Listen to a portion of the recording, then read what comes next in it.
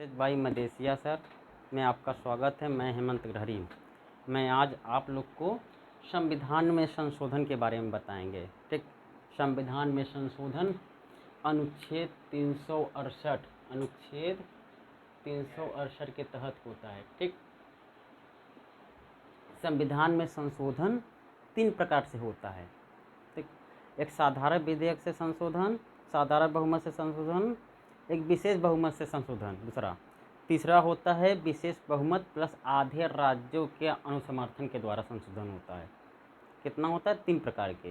पहला साधारण विधेयक से संशोधन, साधारण बहुमत से संशोधन मतलब, फिर दूसरा होता है विशेष बहुमत से संशोधन, तीसरा विशेष बहुमत प्लस आधे राज्यों का अनुसमर्थन।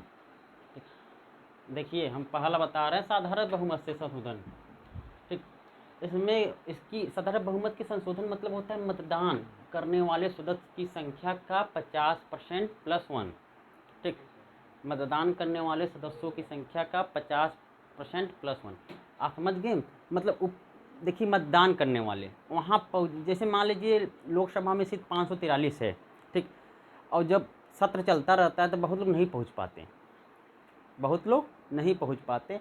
मान लीजिए पहुँचे 400 लोग मतदान करने के लिए, उपस्थित हैं मान लीजिए, और मतदान नहीं किए तो उनका नहीं गिना जाएगा उपस्थित है। केवल मतदान, किसका? केवल मतदान किया है। मान लीजिए उपस्थित है, बहुत लोग काम करते समिति में गए, इधर गए उधर, नहीं मतदान किए तो उपस्थित का नहीं गिना जाएगा। ध्यान दीजिएगा, मतदान का गिना जाएगा। मान लीजिए मतदान करें 400 लोग मान लीजिए मतदान करें। ठीक, उसका 50% हुआ 200, और 200 प्लस 1 कितना? 201 वोट चाहिए, 201 विधेयक को पारित करने के लिए। ठीक, और एक बार और ध्यान दीजिए आप, यहाँ 50% प्लस 1 लिखा जाएगा। 50, ये नहीं कि 51% नहीं होता। पूर्व बहुमत के लिए 50% प्लस 1। ठीक, अब इसका उदाहरण देख लीजिए आप लोग। अगर राज्य का गठन होगा, किसी भी राज्य का गठन होगा, राज्य का गठन होना, राज्य का मिलाना, ये सब जो है साधारण बहुमत से होता है।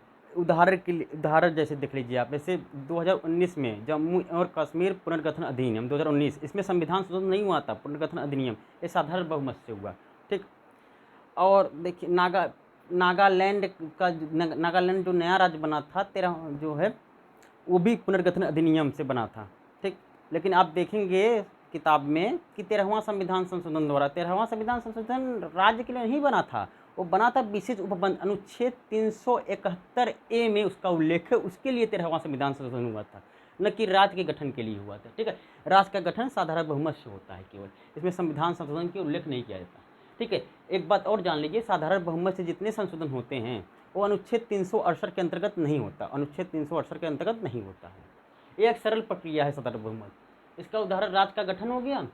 अब देखिए विधान परिषद MLC का जितनी गठन होगा, MLC का हटाना, बढ़ाना, घटाना, उस राज्य से फिर बनाना, ये सब MLC से जितने संबंधित होंगे सब साधारण बहुमत से होगा।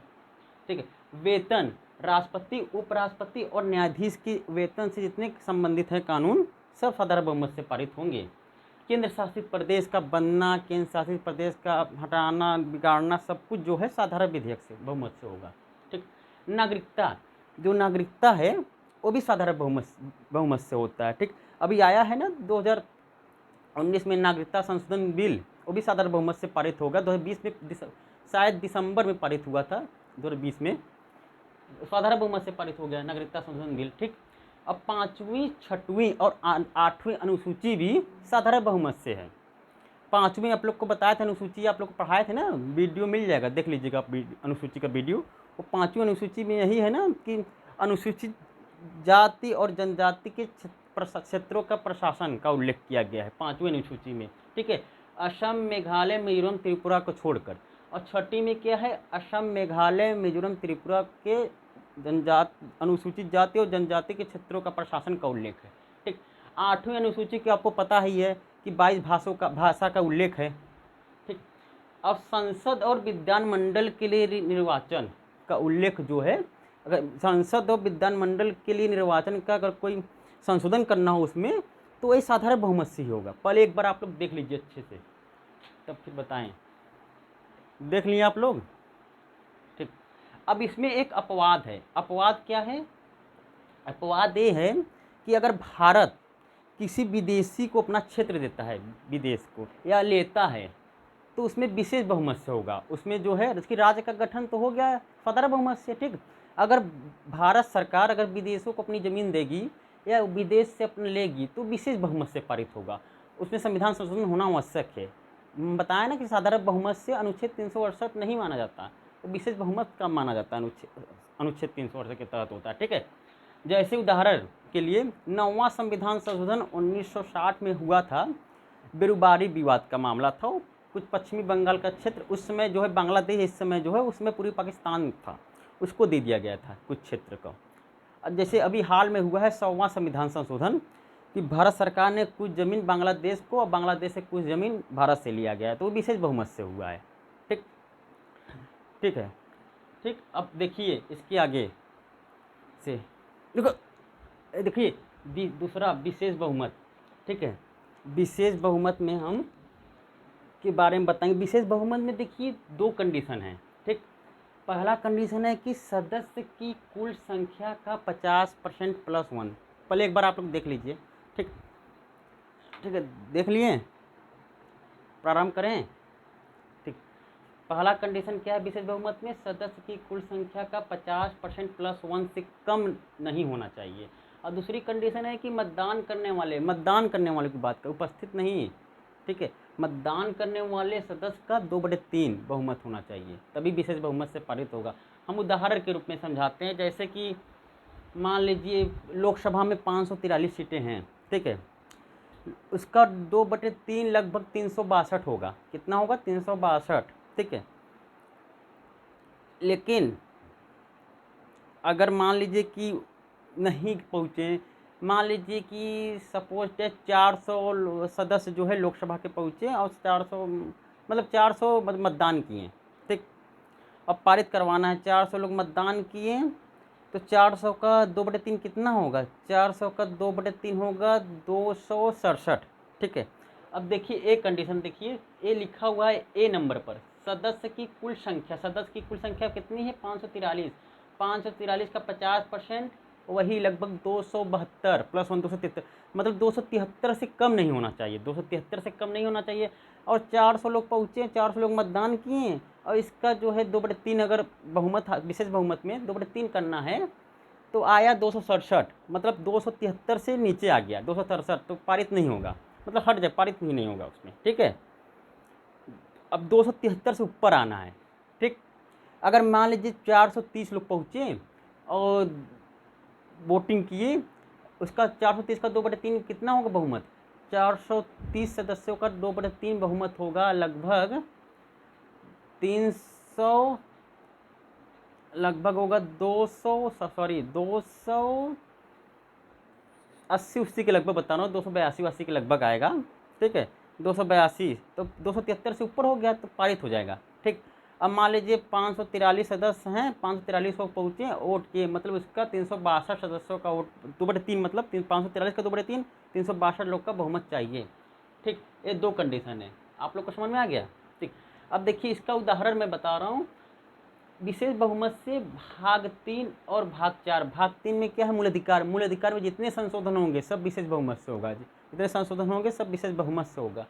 अब भाग 4 में डीपीएसपी मतलब राज्य के नीति तत्व में जितने संशोधन होगा सब विशेष बहुमत से होगा, ठीक है। लोकसभा के अध्यक्ष को हटाना, ये भी विशेष बहुमत से होगा।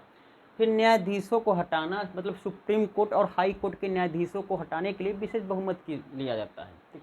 निर्वाचन आयोग के अध्यक्ष को हटाना, ये भी विशेष बहुमत से लिया जाता है। भारत के नियंत्रक एवं महालेखा परीक्षक मतलब कैग के अध्यक्ष को अगर हम हटाएंगे, ये भी विशेष बहुमत से पारित होगा, ठीक। आप लोग को समझ में आ गया? देखिए विशेष बहुमत में कन्फ्यूजन मत होना आप लोग, ठीक। हम अलग अलग किताबों में अलग लिख दिया है, मैंने 10 किताबों और एनसीईआरटी का देखा हूँ, एनसीईआरटी में सब कुछ का मैं विवेचन करके तब ये बता रहा हूँ कंडीशन। यही विशेष बहुमत में होता है, दोनों कंडीशन, ठीक है, कि 50% का पूर्व बहुमत के 50% के नीचे नहीं आना चाहिए और उसका 2/3 से ऊपर लगभग, ठीक। अब अपवाद, विशेष बहुमत में कुछ अपवाद भी हैं। अपवाद क्या है? अगर राष्ट्रपति पर महाभियोग अनुच्छेद 61 के तहत लगाया जाता है। अगर राष्ट्रपति पर महाभियोग लगेगा तो उसमें ए नंबर वाला कंडीशन नहीं फॉलो होगा, ठीक। 90 नंबर वाला, उसमें राष्ट्रपति व महाभियोग लगने के लिए जितने सदस्यों की संख्या है, मतदान की नहीं, कुल सदस्यों की संख्या संसद में, मतलब कि मान लीजिए लोकसभा में 543 सदस्य हैं, ठीक है, उसका 2/3 चाहिए, उसका 2/3 चाहिए, और राज्यसभा में 245 है, 245 का 2/3 चाहिए, तभी होगा। चाहे उपस्थित या जितनी मतदान करें, चाहे 543 जीते, चाहे 500 लोग पहुँचे, चाहे 500 लोग पहुँचे, लेकिन चाहिए मतलब 300, लोकसभा में 362, कितना चाहिए 362, 543 का 2/3 कितना होता है, 362 लगभग होगा, तो उतना सीट चाहिए जीतने के लिए, पारित होने के लिए राष्ट्रपति व महाभियोग के लिए। इसीलिए आज तक राष्ट्रपति व महाभियोग नहीं लग पाया, यही कारण है, ठीक है। ये अपवाद है, एक इसका कंडीशन कुछ दूसरा है राष्ट्रपति व महाभियोग वाला। अब देखिए 249 अनुच्छेद 249 जो होता है, संसद राज्य सूची पर कानून बनाने की शक्ति प्रदान करता है, ठीक। और अनुच्छेद 312 का ये उल्लेख है कि अखिल भारतीय सेवा, भारत में कुल 3 प्रकार के अखिल भारतीय सेवा हैं, IAS, IPS और IFS। IFS मतलब होता है इंडियन फॉरेस्ट सर्विस, भारतीय वन सेवा, ठीक। इस पे अगर अनुच्छेद 352 और अनुच्छेद 249 पर अगर संशोधन करना हो, तो इसमें राज्यसभा को अधिक शक्ति दिया गया है, मतलब राज्यसभा ही संकल्प पारित संसद में रख सकती है, लोकसभा नहीं रख सकती, ठीक है। इसका कुल अपवाद है, ठीक। अब देखिए तीसरा हम बताएंगे आप लोग को, देखिए तीसरा है विशेष बहुमत प्लस आधे राज्यों का अनुसमर्थन। अब विशेष बहुमत के बारे में आप लोग को पता ही है, बता दिए हैं, ठीक है, दूसरा का नंबर वाले में, ठीक है। देखिए विशेष बहुमत प्लस आधे राज्यों का अनुसमर्थन मतलब होता है जो आधे राज्यों में जाएगा, ठीक, वहाँ पर साधारण बहुमत से पारित होगा, विशेष बहुमत पे लागू नहीं होगा जो आधे राज्यों में, ठीक है।